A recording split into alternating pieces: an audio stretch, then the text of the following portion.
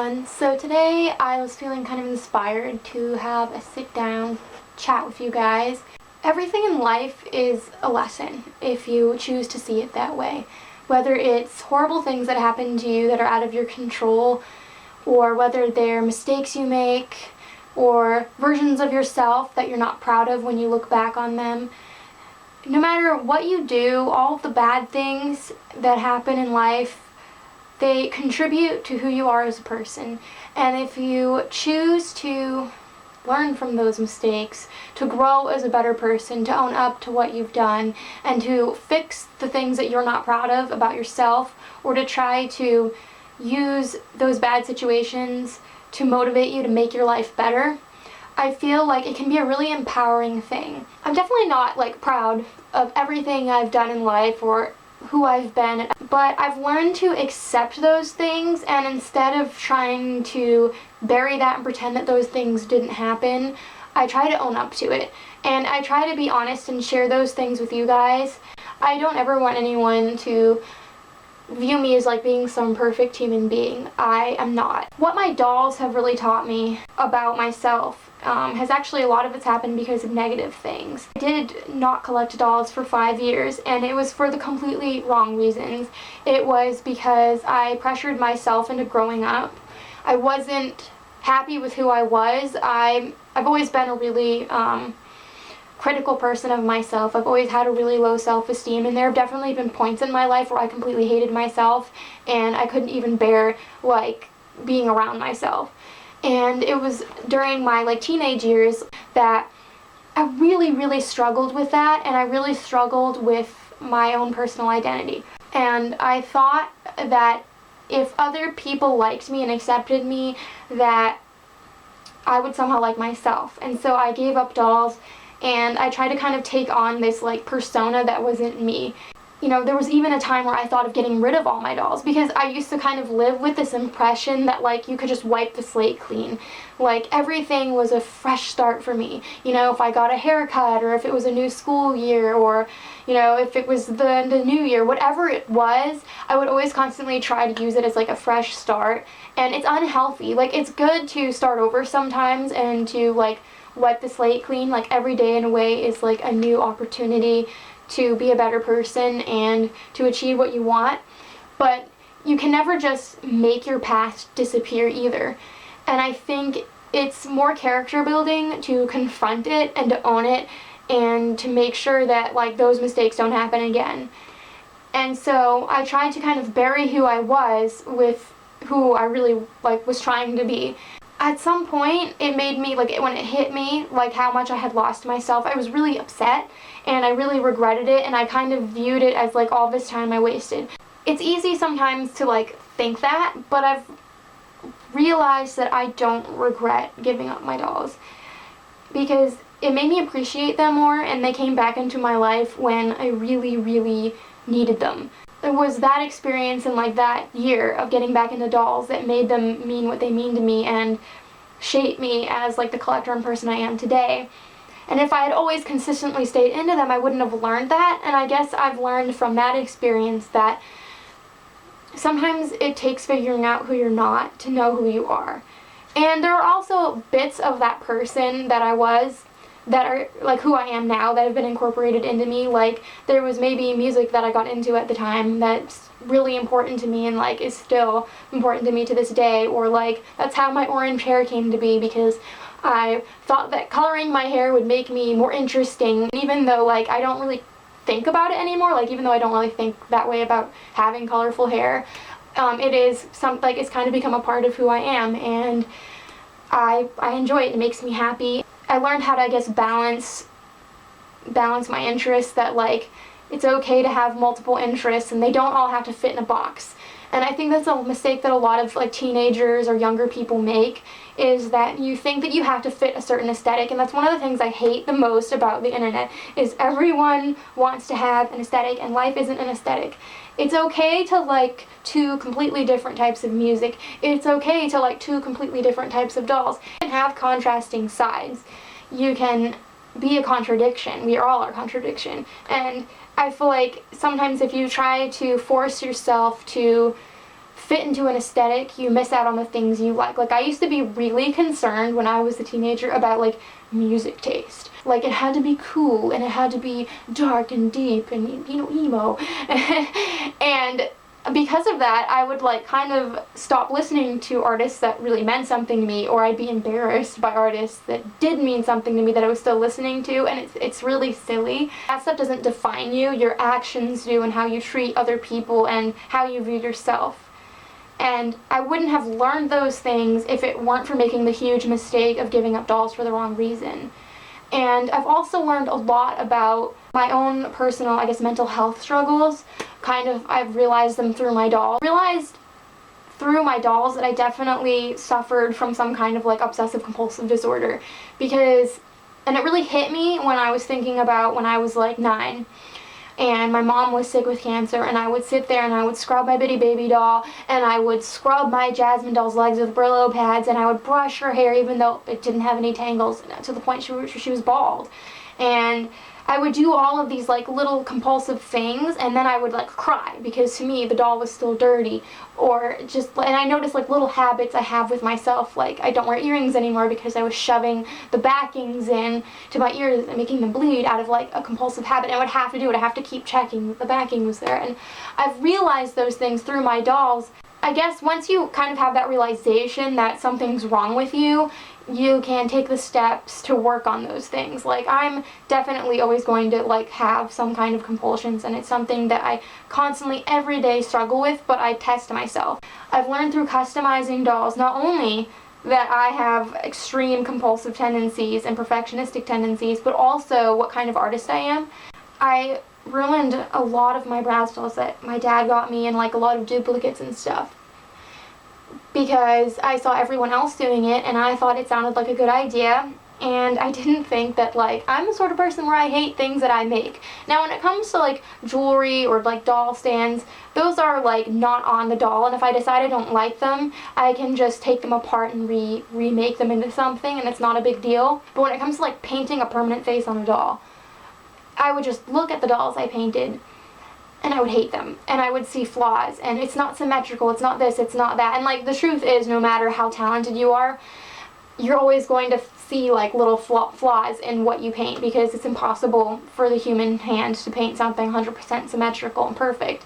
And I would take the chemicals to remove the paint, and I would do them over and over and over again, and I actually, like, ruined the vinyl on these dolls doing that. Like, it was starting to get shiny and sticky, and that's a sign of decay on dolls. And you can do that, customizing, and that's why I've been vocal about not having a good experience, not because I'm trying to discourage people from customizing, but because I'm trying to encourage people who are thinking about it to do their research and to be really careful when they're putting their toes in the water. That's why I would never try to customize dolls again, because I can't. I hate it, and it made me sad. And when I really identified that, like, this is making me sad, I realized that I couldn't do that. And I feel like it's definitely given me insight into, like, why I'm constantly redoing things. And sometimes, like, when I'm looking at my videos or looking at my photos of my dolls, I have, like, a panic. And I hate what I've done, and I, like, just want to delete it and, you know, start over. But I rationalize with myself that, like, you know, I'm deluded and I'm not seeing the reality, and I need to, like, take a step back and revisit this later and, you know, fix things within reason and not put all of my energy all the time into redoing things, because that's not healthy. I mean, I want to, like, build my skill as, like, a photographer or, you know, at making videos and things, but if I constantly get fixated on the imperfections, I'm never going to get anywhere, and my dolls really taught me that. So even though, yes, I do spend a considerable amount of time redoing things and refilming things and rephotographing things, it's way less than it used to be, and I feel like I've actually been able to get some momentum and some traction with what I'm trying to accomplish, because my message is more important than everything being perfect. If I hadn't done things that I really regret, like ruining some of my Bratz dolls, or ruining a Belle doll that my dad got me, I wouldn't have realized those things about myself. This experience on YouTube has taught me a lot about myself, and same with my experience on Flickr. And I've mentioned a few times now, like, my old Flickr account and how things went so bad on that account. made friends with toxic people, and I got sucked into the drama, and I lost myself, and I lost my own perspective as a collector. If I hadn't had that Flickr account and found myself in that negative situation, I wouldn't have had the clarity that I have now to make what I've done here. It's definitely given me a direction, and that was what I was really lacking, was a direction. The most important thing that I really got out of that negative experience is that, like, I wanted to be a voice of positivity and inspiration, and to tell people that it's okay to like dolls, and it's okay to be different than other doll collectors, and you should just love yourself and love your dolls and love your life. My struggles with, like, being depressed and really struggling just to be happy, and also, like, dealing with, I guess, the internet while I'm struggling with those things, I've learned a lot about myself. I'm a very sensitive person, and it's my greatest gift and my worst curse, as I've said before. Most of the time when it comes to negative comments, people saying rude things, I can shrug it off. But I guess the other day I had a realization because someone left a really unsettling comment. It hit a nerve, like it hit a really personal nerve, and I was obsessed, and I was like laying awake at night thinking about it, and I actually like lost sleep over. I was dreaming about it when I did fall asleep. I just was so frustrated with myself because one of my goals this year had been to like not let stuff like that bother me. Not only being so bothered, but also having responded to the person, because it wasn't even like worth opening that can of worms. Because they clearly just didn't get it, and they were just really set on I'm right and you're wrong, and my view of the situation is the way it was. I was really regretting that, like I shouldn't have responded, I should have deleted it, I should have like muted that person or whatever. I realized through that whole situation the root of the problem, like why those things bothered me and why they bothered me when other things didn't. Like comments about my appearance, or me having too many dolls, or me being annoying, or like those really expected comments that like I'm sure everyone gets on YouTube. They didn't bother me because those things didn't really matter to me. Like I don't care if people perceive me as attractive or unattractive, or what they think about the number of dolls I have. It bothers me when people act like they know your intentions and they know more about your life than you do, and it's like that self-righteous attitude behind it, that like they're entitled to say these things to you. I've had people who watch my videos and they just take things out of complete context. That people honestly think that because they watch your videos that they know who you are entirely, and that they can judge every aspect of your life. They're probably 15% of my life here. When people make those kinds of assumptions and they state it like it's a fact, or they question you and your intentions, it really gets under my skin, because I've had people do that to me in real life so many times. Like people I barely know, or they say things about me to my sister, or they say things about my sister to me. My dad was sick. I was unemployed at the time, and I would stay home and take care of my dad, and my sister was trying to finish up her last semester of college and then was doing student teaching and things, and that was like our life. And people would question that and would make it sound like, oh, do you really take care of your dad? Do you really love your dad? Or are you just like a lazy person who doesn't want to get a job? Like people would say those things.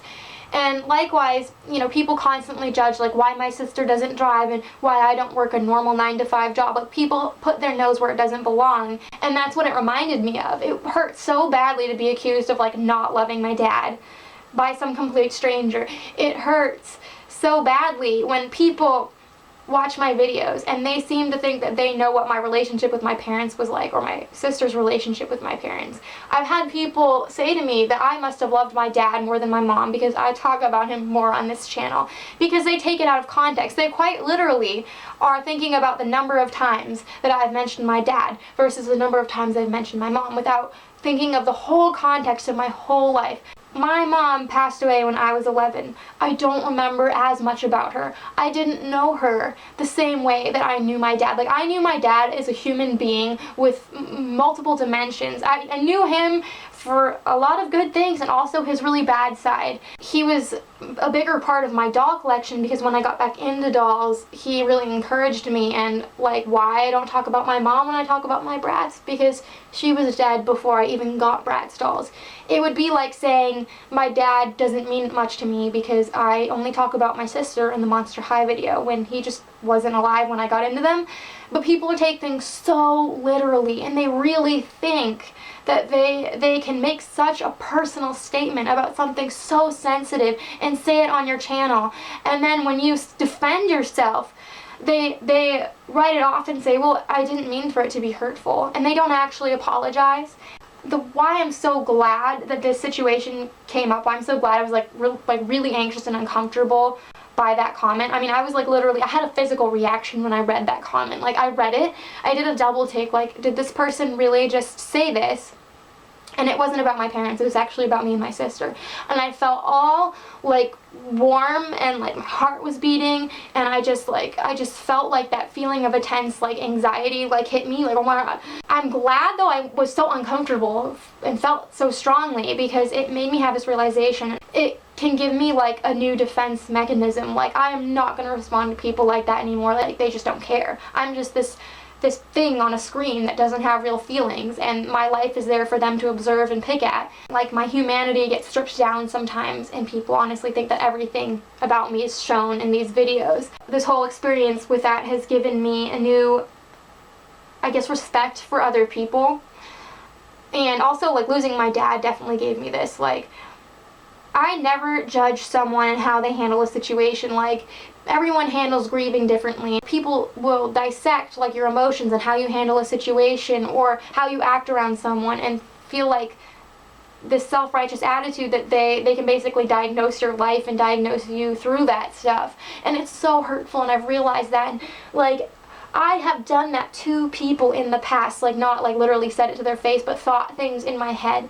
And I've like in the past like watched videos or seen something online and judged someone, and been glad in a way when I saw someone call them out on it. Like, if I saw someone buy a doll and then return it, and like they always do this in their videos, I would be glad to see someone call them out. But now I've realized how that feels, and whether or not what the person said is true, it hurts.